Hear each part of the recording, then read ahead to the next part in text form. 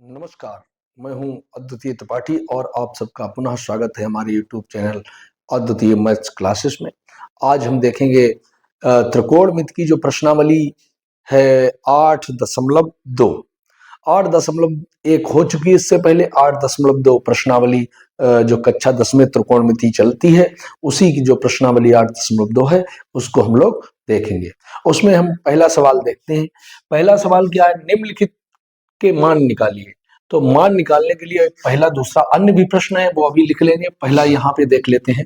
पहला क्या है? Sine 60 cos 30 plus sine 30 cos 60।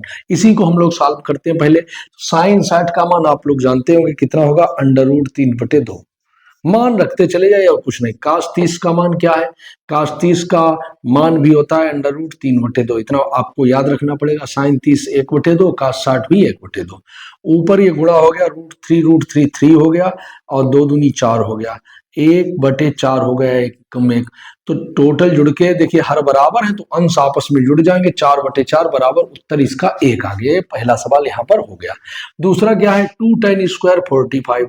तो 2 tan स्क्वायर, tan 45 का मान 1 होता है, उसका स्क्वायर कर दीजिए। जब इस प्रकार रहे तो tan 45 का मान रख के स्क्वायर है तो स्क्वायर कर दिया। cos 30 का मान होता है √3/2 और उसका भी स्क्वायर है। साइन 60 का मान होता है √3/2 और उसका भी स्क्वायर कर दिया। अच्छा, ये मान और ये मान बराबर आपस में कैंसिल हो गया। 2 × 1 का स्क्वायर बराबर 2 × 1 = 2। ये उसका उत्तर 2 आ गया।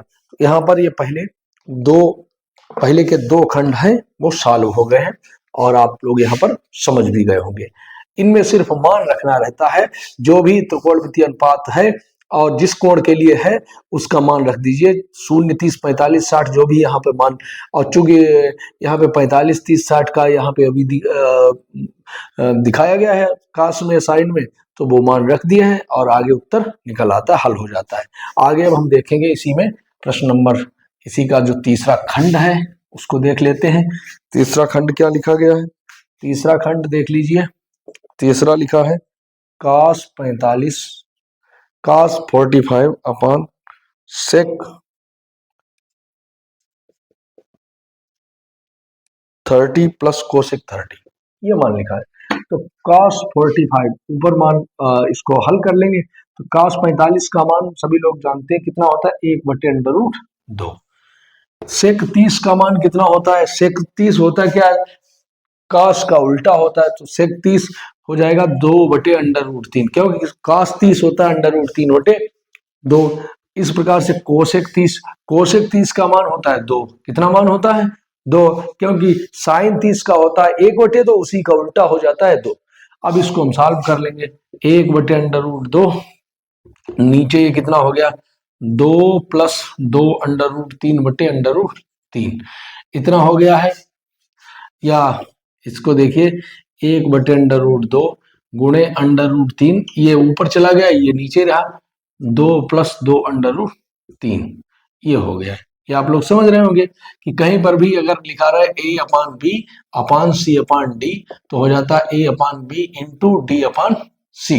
तो D का मतलब ये ऊपर चला गया, ये नीचे गुणे में, तो ये यहाँ पे बना रहा। इस प्रकार से ये हो गया। तो इसका उत्तर वही √3 इतना ही लिखा रहने दीजिए। √2 2 + 2√3 हो सकता है और इन्होंने सॉल्व करके लिखा हो, लेकिन हम यहीं पर छोड़ देते हैं तो यही उत्तर हो जाएगा। इसका एक निश्चित उत्तर नहीं होता है। इसका यहाँ पे अगर हम गुणा कर ले, हर का परिमेयीकरण कर ले तो आगे और भी निकलता रहेगा, तो यहीं पर छोड़ देंगे और यही आंसर हो जाएगा। उसके बाद में अगला हम लोग देखते हैं। अगला है यहाँ पे, इसके बाद में इसी का चौथा खंड देखेंगे। चौथा खंड क्या है? यहाँ पे हम लोग लिख रहे हैं चौथा खंड। चौथा खंड है sin 30 tan 45, sin 30 plus tan 45 minus cosec 60 और पूरे के बटे है sec 30 plus cos 60 plus cot 45, ये लिखा गया है। तो अब हम लोग इसी को सॉल्व करेंगे। ये तीसरा खंड है। देखिए sin 30 का मान कितना होता है, 1/2। tan 45 का मान 1 होता है। ये प्लस में है, चूंकि यहाँ पे प्लस चिन्ह है तो प्लस लगा दीजिए। माइनस कोसेक 60 का मान होता है 2/√3। ये मान कोसेक 60 का होता है। कोसेक लिखा है भाई। सेक 30 का मान कितना होता है? सेक 30 का मान भी √3/2 होता है। कास 60 का मान सेक 30 सॉरी इसका मान होता है 2/√3। सेक 30 का मान 2/√3। कास 60 का मान होता है 1/2 और काट 45 का मान 1 होता है। इसको हल कर लीजिए, जो भी उत्तर आए वही लिख दीजिए। तो ऊपर देखिए लघुत्तम क्या हो जाएगा? 2/√3 लघुत्तम हो गया। यहाँ पे होगा यहाँ पे हो जाएगा √3। कितना हो जाएगा? √3। यहाँ पे हो जाएगा 2√3 और माइनस में यहाँ पे गुणा हो जाएगा 4 हो जाएगा। समझ रहे हैं कि नहीं? और बटे में यहाँ पे भी 2√3 एलसीएम हो जाएगा देखिए। और यहाँ पे कितना हो जाएगा? यहाँ पे हो जाएगा 2 दूनी 4। यहाँ पे कितना हो जाएगा? यहाँ पे √3 का गुणा हो जाएगा तो कितना हो जाएगा? √3।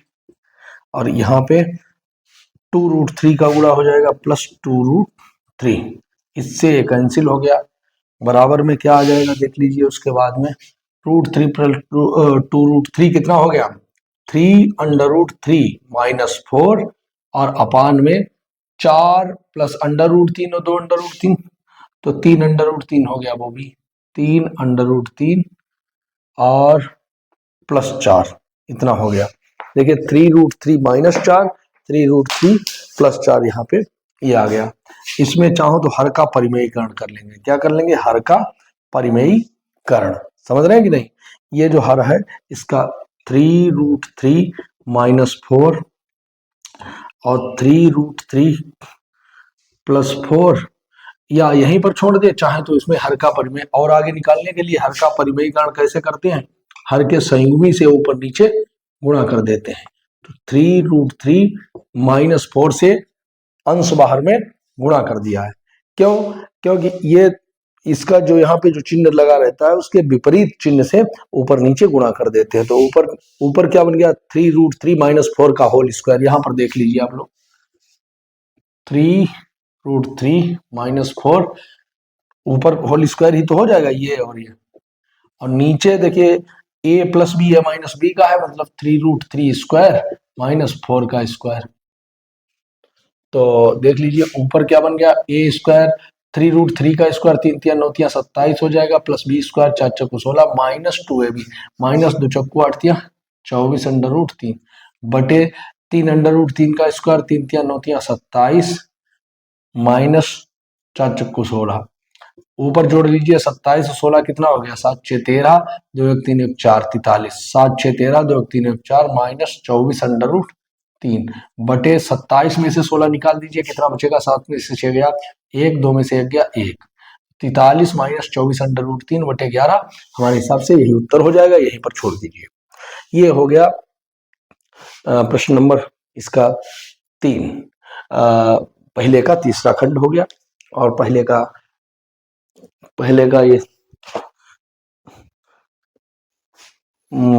तीसरा नहीं, पहले का ये है चौथा खंड है। ये पहले का चौथा खंड हो गया। अब हम पांचवा खंड देखेंगे इसके बाद में। इसको मिटा देते हैं। ये चौथा खंड हो गया। अब कौन सा देखेंगे? पांचवा खंड देखेंगे।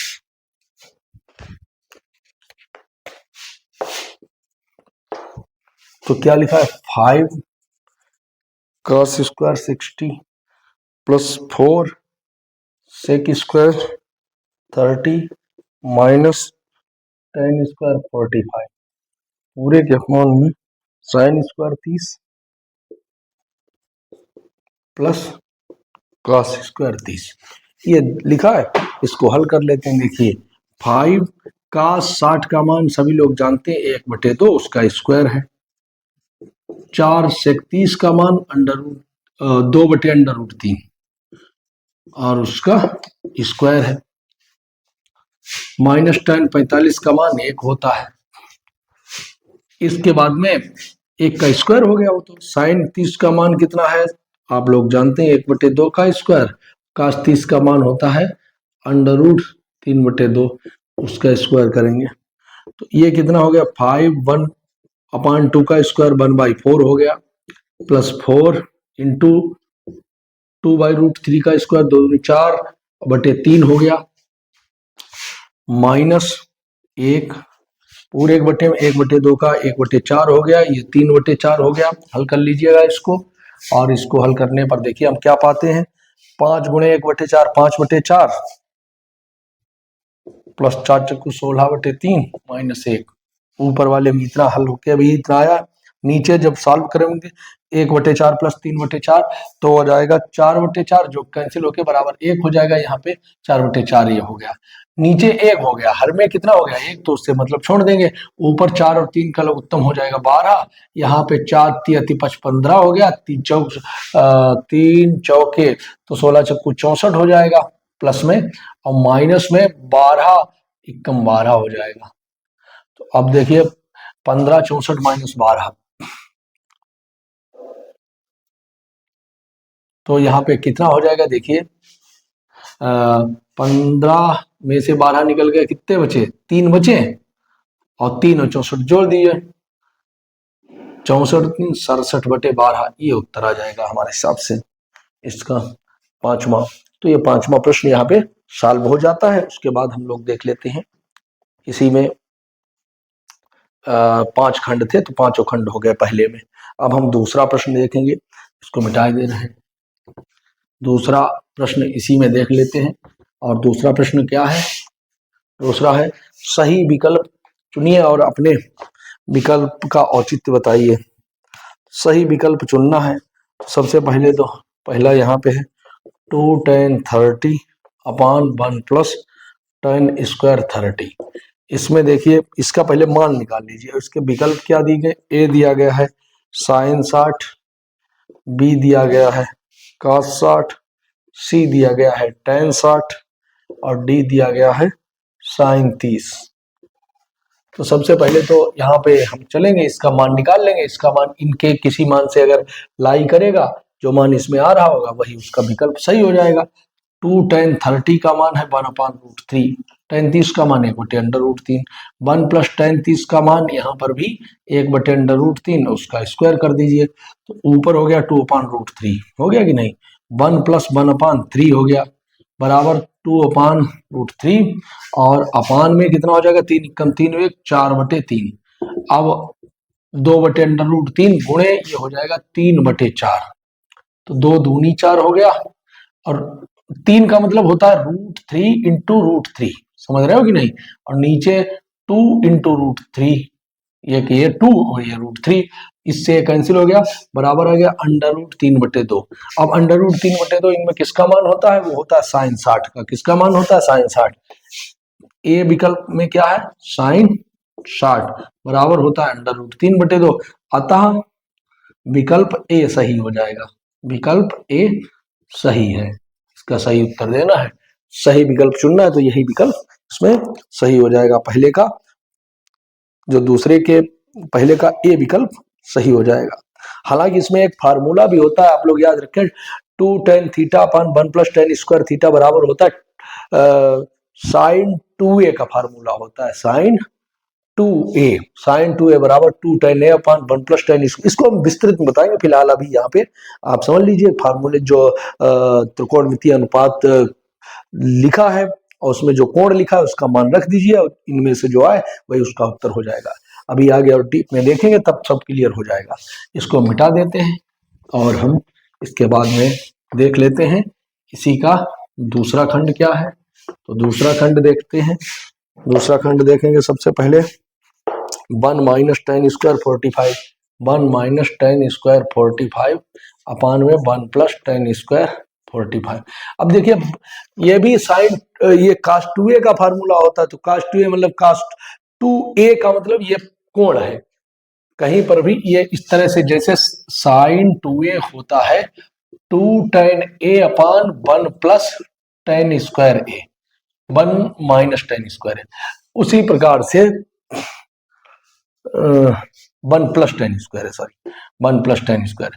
अब यहाँ पे 2 tan a upon 1 plus ten square ये फार्मूला होता है। इसका मतलब यहाँ जो कोण लिखा रहेगा उसका ये कोण आधा हो जाएगा।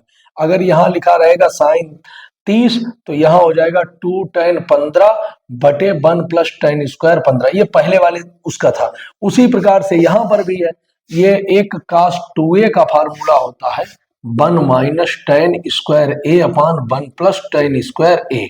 कहने का मतलब है जो कोण यहाँ लिखा उसका ये कोण आधा। यहाँ 2a न लिख के a लिखा रहे तो a/2 हो जाएगा। यहाँ 60 लिखा रहे तो यहाँ 30 हो जाएगा। यहाँ 90 लिखा रहेगा तो यहाँ 45 हो जाएगा। जो भी कोण यहाँ पर लिखा रहेगा उसका ये आधा हो जाएगा। अगर नहीं पता है, फार्मूला नहीं पता, उससे भी कोई मतलब नहीं। चलिए हम यहीं से देखते हैं कि ये मान क्या निकल के आएगा। तो ये इसका विकल्प क्या होगा, वो भी विकल्प भी उन्होंने लिखे हैं। पहला विकल्प क्या है, पहला लिखा है tan 90, दूसरा बी विकल्प लिखा है 1, बी विकल्प क्या लिखा है 1, और इसमें ये दूसरा खंड है, ये ए विकल्प, बी विकल्प, सी विकल्प क्या लिखा है साइन 45, और डी विकल्प लिखा है 0। डी विकल्प क्या लिखा है 0। तो इनमें से जो मान निकलेगा वो हम ही देख लेंगे। तो सबसे पहले 1 माइनस टेन 45 का मान 1 होता है, तो और 1 प्लस टेन 45 का मान कितना होता है, वो भी 1 होता है। तो ऊपर 1 माइनस 1, नीचे कितना हो गया 2। तो ऊपर जब 0 हो गया तो उत्तर हो गया 0। तो शून्य किसका मान होता है, यहाँ पर देखिए शून्य इनमें से होता है ना, शून्य लिखा है तो डी विकल्प सही हो जाएगा। दूसरे का इसमें कौन सा, डी विकल्प सही हो जाएगा। बहुत ही आसान प्रश्न है, इसमें डी विकल्प सही हो गया। या ऐसे साइन वो cos 2a बराबर हो क्या होता है 1 माइनस टेन स्क्वायर ए अपान 1 प्लस, तो cos 90 का ये मान है, तो cos 90 वैसे भी हम लोग जानते हैं शून्य होता है। इसको मिटा देते हैं और अब हम लोग आगे बढ़ते हैं। आगे क्या है, आगे देखते हैं। उसके बाद में तीसरा है साइन 2a बराबर 2 sin a। क्या सत्य है, 2 sin a तब सत्य होगा जब a बराबर, अच्छा ये तीसरा क्या है, साइन 2a बराबर 2 sin a तब सत्य होगा जब a बराबर, तब सत्य होगा जब a बराबर है, a बराबर है, a का मान एक जगह शून्य लिखा, a में शून्य लिखा, a में 30 लिखा, c में 45 लिखा है, और d में 60 लिखा है। शून्य 30 45 60 ये मान लिखे हैं। तो साइन 2a, यहां से अब हम लोग देख लेते हैं, शून्य 30 45 60, साइन 2a 2 sin a किसके बराबर होगा। तो सबसे पहले तो a बराबर, पहले विकल्प से चलते हैं। विकल्प में पहला विकल्प a बराबर जब हम रखें 0, तो sine 2 into 0 is equal to कितना हो जाएगा 2 sin 0। देखिए इसका मान कितना आ जाएगा साइन 0 और 2 sin 0। देखिए ये बराबर है कि नहीं ये दिखाना है। यहाँ पे किस कब बराबर होगा, जब a की जगह पर ये हो या 45 हो या 60 हो। मतलब शून्य 30 45 60 में से कौन सा कोण रखें जब साइन 2a 2 sin a के बराबर हो। तो साइन 0 बराबर 0 और 2 sin 2 इंटू 0, साइन 0 का मान 0, तो ये 0 बराबर 0 तभी हो जाएगा कब, जब a का मान कितना होगा शून्य होगा। उसके अलावा 30 अगर रखेंगे तो ये 60 हो जाएगा, ये अलग हो जाएगा, तब भी मान अलग हो जाएगा। 45 पे भी मान अलग आएगा, 60 पे भी मान अलग आएगा, तो शून्य पे मान बराबर होगा। अतः विकल्प ए सही हो जाएगा। अतः विकल्प ए सही हो जाएगा। यहां पर समझ रहे हैं, इसको अब हम मिटा देते हैं और उसके बाद में अब हम इसी में चौथा खंड देखेंगे। चौथा खंड क्या है देखते हैं, इसी का चौथा खंड। चौथा खंड है 2 tan 30 अपान 1 माइनस टेन स्क्वायर 30। 2 tan 30 ये tan 2a का फार्मूला होता है। और खैर tan ये 60 के बराबर हो जाएगा, लेकिन कैसे होगा अभी हम देख लेते हैं।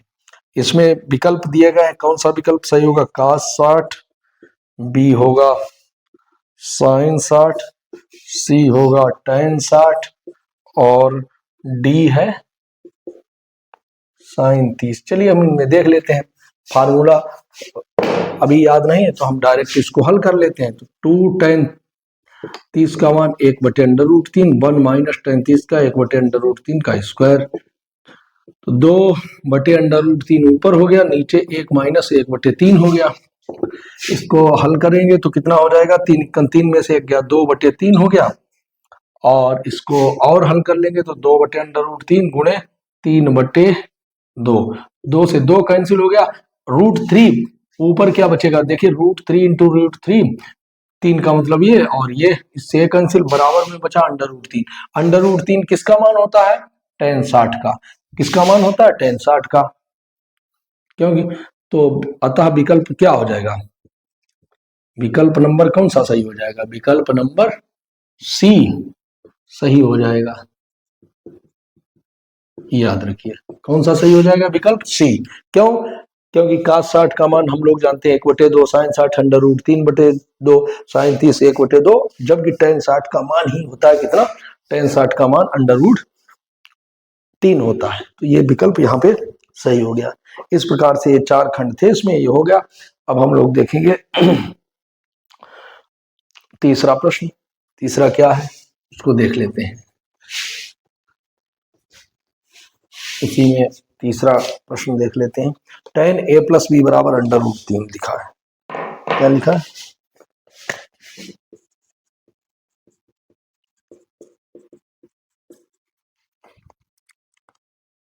और tan a - b 1/√3। तो यहां पर लिखा है 0 से बड़ा a + b का मान जो है, यहां पर एक चीज ये भी दिया गया है, इसको ध्यान रखिएगा। 0 से बड़ा कौन है? a + b, अर्थात दोनों कोणों का योग जो है 0 से बड़ा है और 90 से छोटा है, या बराबर भी हो सकता है। इसका मतलब छोटा तो है, और ये लकीर का मतलब होता है बराबर भी हो सकता है। और दिया गया है, इसी में दिया गया है a > b, मतलब a b से बड़ा है। कोण a b से बड़ा है। क्या बड़ा है? कोण a। तो a व b के मान ज्ञात कीजिए। तो a व b के मान ज्ञात करने हैं। किसके मान ज्ञात करने हैं? a व b, अर्थात जो कोण है उनके मान ज्ञात करने हैं। और कंडीशन क्या है? a और b दोनों का योग 0 से बड़ा है, 90 के बराबर या 90 से छोटा हो सकता है, a b से बड़ा है। चलिए यहां पर देख लेते हैं। तो दो यहां पे दिया गया, देखिए tan a + b बराबर, पहला क्या दिया गया है? tan a + b बराबर √3। किसका tan का मान होता है वो रखते हैं, जो यहाँ पे लिखते हैं वो यहाँ पे लिखते हैं। तो tan a + b बराबर tan 60 का मान √3 होता है।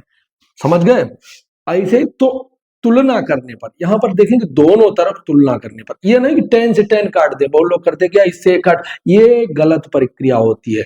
tan से tan ये कोई अलग टर्म थोड़े है।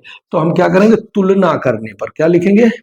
तुलना करने पर, कंपैरिजन करने पर। भाई tan a + b का वही मान है जो tan 60 का है। इसका मतलब ये जो कोण लिखा गया वो इसी, यही तो है समझो कोण। इसका मतलब a + b बराबर 60। इसको हम समीकरण 1 डाल देंगे। अब 2 से यहां पर चलेंगे, यहां पर 2 ये है, ये वाला दूसरा क्या दिया गया था? tan a - b बराबर में लिखा है 1/√3। tan a - b 1/√3 लिखा है। और उसी में क्या हो जाएगा? tan a - b बराबर 1/√3। तो इसको लिख देंगे tan a - b बराबर 1/√3 का मतलब कितने tan का मान? tan 30 का मान। यहां पर भी जब तुलना करेंगे तो कितना हो जाएगा बताइए? इसमें a - b बराबर हो जाएगा 30, ये 2 हो गया। अच्छा एक क्या था? a + b बराबर 60, a - b बराबर 30। तो 1 और 2 को जोड़ दीजिए, ये समझिए दो चर वाला रैखिक समीकरण हो गया। यहां पर जोड़ देंगे तो a और a कितना हो गया? 2a हो गया। b और -b कैंसिल हो गया, 60 और 30 बराबर 90 हो गया। a बराबर कितना निकल के आ गया? 90/2। ए बराबर कितना हो गया, ए बराबर 45 निकल के आ गया। ए बराबर कितना निकला है, 45। तो ए 45 और बी का मान क्या है, ए बराबर 45 और बी का मान यहां पर देखते हैं, 2a इक्वल टू यहाँ पे 30 60 6 90, ठीक। ए बराबर हो गया 45। अब इस ए का मान चाहे समीकरण एक में रख दो या बी में, दो में रख दो। ए का मान चलिए हम एक में रख देते हैं, एक में रखने पर तो एक में रखेंगे तो कितना हो जाएगा, देखिए एक में रखते ही यहाँ पे 15 प्लस बी बराबर 60, तो बी का मान हो जाएगा 60 माइनस 15 अर्थात 60 नहीं 15 नहीं 45 रखना है, ए का मान है 45, तो बी बराबर 60 माइनस 45 बराबर कितना हो गया 15, बराबर कितना हो गया 15। तो ए बराबर कितना हो गया, ए बराबर निकल के आ गया हमारा 45 और बी का मान 15 निकल के आ गया। दोनों क्या है, देखिए दोनों 90 से छोटे हैं, ए प्लस बी, और दोनों ए बड़ा है बी से, ए का मान 45 बी का मान 15, ये भी कंडीशन हो रही है। और दूसरा दोनों का योग 90 से कम है, 45 और 15 जोड़िए 60 ही तो होता है, वो भी 90 से कम है, तो ये कंडीशन हो गई। और उसके बाद में ए और बी के मान निकल गए। अब हम देखते हैं इसी में चौथा प्रश्न क्या है, उसको देख लेते हैं। इसी में खंड 4 इसका क्या है, इसको हम लोग देखते हैं।